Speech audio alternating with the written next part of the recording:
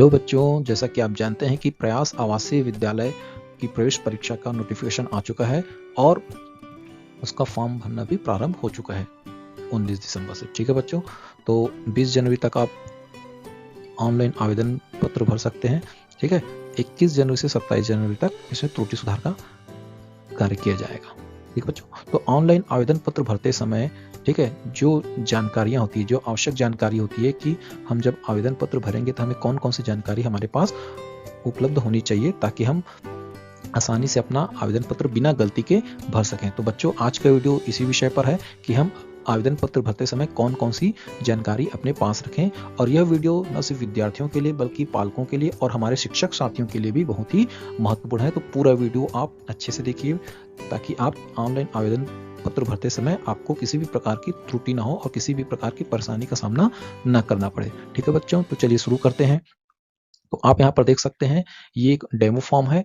ठीक है, और जब आप ऑनलाइन आवेदन पत्र भरने जाएंगे तो आपको यही फॉर्म वहाँ पर वेबसाइट पर दिखेगा। ठीक है, तो वेबसाइट का लिंक क्या है वो मैं अपने डिस्क्रिप्शन बॉक्स में डाल दूंगा बच्चों, वहां से आप डायरेक्ट लिंक में जाकर आवेदन पत्र भर सकते हैं। तो सबसे पहले जो जानकारी हमें होनी चाहिए जब हमें ऑनलाइन आवेदन पत्र भरना है तो वो है कि सबसे पहले देखिए कि यहाँ पर जो जानकारी है, ठीक है, वो हमें किसमें भरना है, अंग्रेजी में। तो पूरी जानकारी किसमें भरना है, अंग्रेजी में भरना है हमें यहाँ पर, और अंग्रेजी के कैपिटल लेटर में। ठीक है, ठीक है, स्मॉल लेटर नहीं, कैपिटल लेटर में भरना है और हिंदी में नहीं। ठीक है, तो इस बात को ध्यान रखेंगे। दूसरा चीज, आप फॉर्म को देखेंगे तो फॉर्म में जहां पर जो जानकारी मांगता है वहां पर आपको कुछ स्टार बना हुआ दिखेगा। जैसे यहाँ पर देख रहे हैं विद्यार्थी का नाम, तो यहाँ पर आप देख रहे हैं कि एक स्टार यहाँ पर इस टाइप से बना हुआ है। ठीक है, तो ये इसका मतलब क्या है ये पहले जानना बहुत जरूरी है। तो स्टार का मतलब ये है कि ये जो जानकारी है, जिस जानकारी के सामने में स्टार बना हुआ है, यानी यह जानकारी हमें अनिवार्यता भरना ही है। ठीक है, यानी इस जानकारी को हम छोड़ नहीं सकते, इसके बिना हमारा आवेदन पत्र सबमिट नहीं होगा। ठीक है, तो इस बात को ध्यान रखेंगे कि जहां जहां स्टार है वो जानकारी हमें अवश्य और अनिवार्य रूप से भरना ही है। तो पहली जानकारी जो हमारे पास होनी चाहिए आवेदन पत्र भरते समय, विद्यार्थी का नाम, यानी जिस विद्यार्थी का रजिस्ट्रेशन कराना है, फॉर्म भरना है, उसका यहाँ पर हम इस बॉक्स में क्या लिखेंगे, नाम लिखेंगे। उसके बाद है जन्म तिथि, विद्यार्थी का जन्म तिथि यहाँ पर हम भरेंगे। उसके बाद माता का नाम, पिता का नाम और मोबाइल नंबर। ठीक है, तो मोबाइल नंबर बहुत आवश्यक है ताकि आपको आने वाले समय की जो भी जानकारी होगा उसी मोबाइल नंबर पर आपको टेक्स्ट मैसेज के रूप में प्राप्त होगा। इसके अलावा विद्यार्थी का लिंग है, पुरुष है, महिला है या ट्रांसजेंडर, जो भी लिंग होगा आप उसको हम यहाँ पर टिक करेंगे। ठीक है, इसके बाद कक्षा 8वीं, तो बच्चा जो है, क्योंकि अभी आप सब कक्षा 8वीं में अध्ययनरत हैं, तो आप कक्षा 8वीं का अध्ययनरत वाले को टिक करेंगे। ठीक है, कक्षा 7वीं का यहाँ पर प्राप्तांक भी अपने पास रखेंगे क्योंकि कक्षा 7वीं में जो भी आपने प्राप्तांक पाया जी प्रतिशत के रूप में, या फिर आपने जो ग्रेड पाया, ठीक है, तो यहाँ पर A B C D जो भी आपने ग्रेड पाया होगा वहां पर आप लिख सकते हैं। ठीक है, तो इस चीज का पर ध्यान रखेंगे कि यहाँ पर 60% अनिवार्य है। कक्षा 8वीं में हमें 60% से अनिवार्य रूप से उत्तीर्ण होना पड़ेगा, प्रवेश के समय यह जांचा जाएगा। ठीक है, तो वर्ग क्या है, तो वर्ग जैसे सामान्य वर्ग के बच्चे हैं तो सामान्य लिखेंगे, या अन्य पिछड़ा वर्ग है, अनुसूचित जाति या अनुसूचित जनजाति वर्ग के बच्चे हैं तो इस प्रकार अपना वर्ग का चयन कर लेंगे। पिता का व्यवसाय, ठीक है, यानी जो हमारे पिता हैं, पालक हैं, वो कौन सा व्यवसाय करते हैं। ठीक है, कृषक हैं, नौकरी पेशा हैं या अन्य व्यवसाय करते हैं, तो जो भी यहाँ पर आप व्यवसाय होगा वहां पर आप यहाँ पर सेलेक्ट कर सकते हैं। इस ड्रॉप डाउन बॉक्स में इसको, ये जो एरो बना हुआ है इसको आप क्लिक करेंगे तो ये नीचे खुल जाएगा और वहां से आप व्यवसाय सेलेक्ट कर सकते हैं। ठीक है, परिवार में, यानी आप जिस परिवार से संबंध रखते हैं उस परिवार में कुल कृषि भूमि कितनी है, तो आपको ये जानकारी भी देना अनिवार्य है। ठीक है, यहाँ पर जैसे यहाँ एक लिखा है ना, 1 एकड़ भूमि, 2 एकड़, 3 एकड़, जितनी भी जमीन है इसे हम यहाँ पर प्रदर्शित करेंगे। ठीक है, एक आवश्यक जानकारी, विद्यार्थी कक्षा 11वीं और 12वीं में कौन सा संकाय लेकर पढ़ाई करेगा, यानी आप जब कक्षा 11वीं में जाओगे तो आपको कोई ना कोई एक सब्जेक्ट तो लेना पड़ेगा, जैसे गणित है या जीव विज्ञान है या कला है, वाणिज्य है। तो जो भी संकाय आप चयन करना चाहते हैं यहाँ से आप चयन कर सकते हैं। ठीक है, और इसे आपको अभी ही देना पड़ेगा।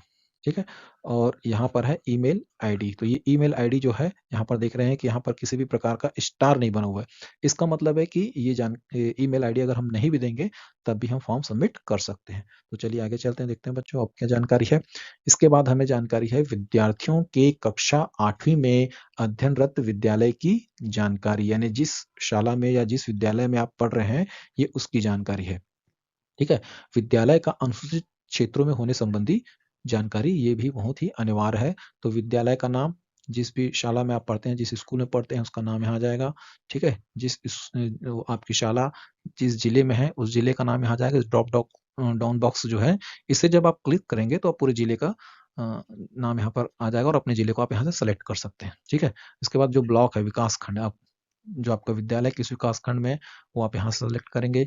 ग्राम पंचायत, आपका विद्यालय किस ग्राम पंचायत में है, इस बॉक्स में आप ऐड कर देंगे ग्राम या वार्ड का नंबर यहाँ पर और पिन कोड। ठीक है।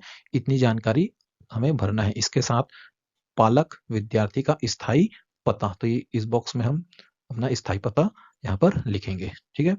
इसके बाद देख सकते हैं कि क्या विद्यालय LWE प्रभावित जिले के अंतर्गत आता है। तो यहाँ पर जो LW प्रभावित जिले हैं, ये LWE का मतलब है लेफ्ट विंग एक्सट्रीमिस्ट, या जिसे हम नक्सल, है ना, प्रभावित जिला ये भी कह सकते हैं। कि क्या आप जिस जिले में आपकी शाला है वो नक्सल प्रभावित है, तो यहाँ पर अगर हाँ है तो हाँ में टिक करेंगे और नहीं है तो उसे छोड़ देंगे। ठीक है। और उसके बाद आप यहाँ पर देख सकते हो ये जो भी जिले हैं वहां पर इस बॉक्स में आप उसको सेलेक्ट कर लेंगे।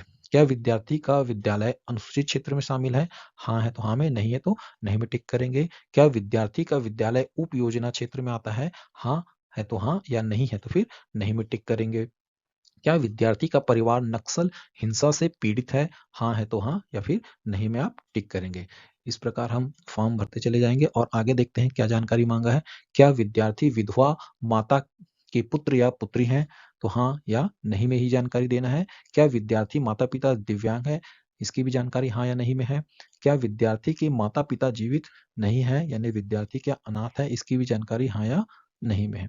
परित्यक्त महिला के बच्चे हैं, या यानी ऐसी महिला है ना जिनके पति उसे त्याग दिए हैं, उसे कहते हैं परित्यक्ता के बच्चे हैं। ठीक है। तो अगर विद्यार्थी है तो यहाँ पर हाँ या नहीं को सेलेक्ट कर लेगा।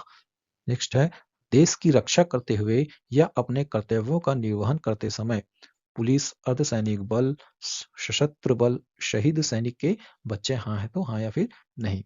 अगर विद्यार्थी दिव्यांग है, अगर विद्यार्थी दिव्यांग है तो हाँ में टिक करेगा, नहीं है तो नहीं। अगर हाँ में टिक करेगा तो हमको दिव्यांग का प्रकार यहाँ पर बताना पड़ेगा। ठीक है। और उसका प्रतिशत, कितने प्रतिशत वो दिव्यांग है। ठीक है। नेक्स्ट देखते हैं। ये बहुत ही महत्वपूर्ण है कि आवेदन पत्र के साथ संलग्न किए जाने वाले दस्तावेज, ये बहुत ही महत्वपूर्ण जानकारी। यहाँ पर इस दस्तावेज का आप ध्यान देंगे, है ना, यह अभिलेखों की सूची। तो यहाँ पर आप देख सकते हैं चिकित्सा प्रमाण पत्र जिला चिकित्सा बोर्ड का। ठीक है। दूसरी जानकारी है कि छत्तीसगढ़ राज्य के निवासी होने का सक्षम राजस्व अधिकारी द्वारा जारी निवास प्रमाण पत्र। ठीक है। तीसरा प्रमाण पत्र मांगा है आपको 2024-25 में कक्षा 8वीं उत्तीर्ण या फिर परीक्षा में शामिल होने संबंधी प्रधान पाठक द्वारा जारी प्रमाण पत्र। और आपका चौथा प्रमाण पत्र है कि प्रवेश नीति की कंडिका 1, 2, 3 के अनुसार विद्यालय में अध्ययनरत होने का प्रमाण पत्र। तो यहाँ पर आप देखेंगे कि आपको 4 प्रकार के प्रमाण पत्र या आवश्यक दस्तावेज आपके लिए जरूरी है। पर क्या इसके अगर ये दस्तावेज नहीं है तो क्या हम फॉर्म नहीं भर पाएंगे। तो मैंने पहले भी कहा बच्चों, देखो ये जो तीसरे नंबर का जो प्रमाण पत्र, खासकर यहाँ पर देखेंगे, यहाँ पर स्टार लगा हुआ है, देखिए। ठीक है। यानी इन चारों प्रमाण पत्रों में सबसे जो महत्वपूर्ण जरूरी प्रमाण पत्र फॉर्म भरने के लिए वो ये वाला है कि वर्ष 2024-25 में कक्षा 8वीं उत्तीर्ण या परीक्षा में शामिल होने संबंधी प्रधान पाठक द्वारा जारी प्रमाण पत्र। तो ये अपने स्कूल के हेडमास्टर से आप यह प्रमाण पत्र बनवा लेंगे। ठीक है।